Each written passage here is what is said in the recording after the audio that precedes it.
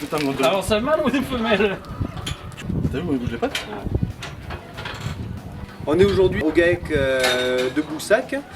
Ici, l'intervalle de vélage est de 374 jours. Les résultats sont très bons, grâce notamment à l'utilisation couplée de l'insémination et de l'échographie. L'IVV du cheptel de Cyril et Béatrice est de 17 jours inférieur à la moyenne nationale. Sur 80 vélages que comporte leur troupeau, cela représente l'équivalent de 3 brouteurs en plus vendus par an. C'est considérable. Nous avons 85 mères allaitantes avec une production en bio depuis 2015. La reproduction est gérée pour un tiers en IA, notamment sur les génisses, et une part sur un lot de vaches qui a été sélectionné. Et le reste en monte naturel. Alors on a recours au service constat de gestation depuis le début de nos installations respectives.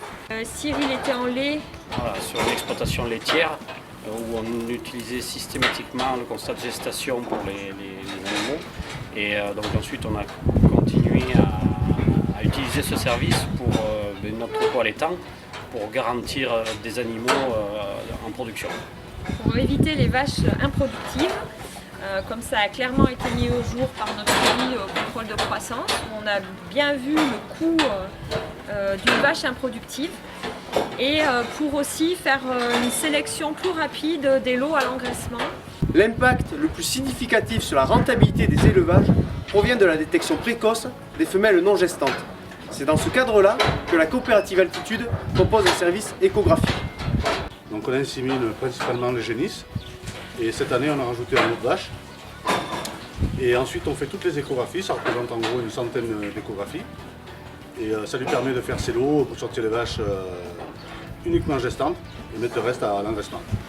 On voit que les gens appellent de plus en plus sur les échographies, notamment à la mise à l'herbe. Déjà pour faire les lots, réduire le nombre d'animaux quand c'est trop important. Et les zones où vous savez, beaucoup de rats, beaucoup nous appellent parce qu'ils ne veulent pas garder les vaches vides avec le peu d'alimentation qu'ils ont à l'extérieur. Donc l'échographie sert aussi à ça.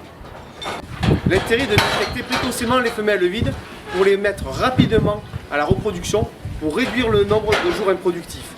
L'intérêt de détecter les femelles non gestantes permet également d'avoir un conseil sur chacune, de stimuler par la fouille la reprise du cycle, de détecter un problème d'infertilité sur une femelle et plus globalement de suivre la fécondité globale du troupeau.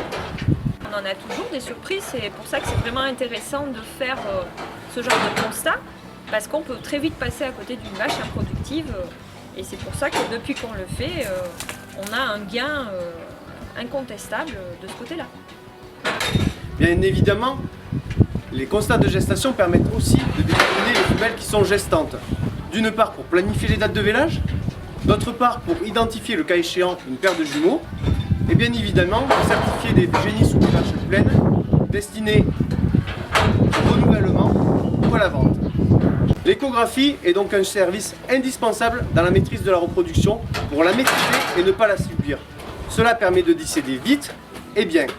Au même titre que des travaux de semis ou de fenaison pour les fourrages, l'échographie devrait faire partie intégrante de l'itinéraire technique dans la reproduction. Elle doit être généralisée chez tous les éleveurs, 30 jours après vélage pour tout ce qui concerne l'aptitude fécondité et 35 jours après insémination pour tout ce qui concerne les gestations. Grâce à la visualisation des ovaires et des structures utérines, l'échographie est l'outil le plus précis pour suivre la reproduction. Le revenu joue aussi et surtout sur la maîtrise de la reproduction.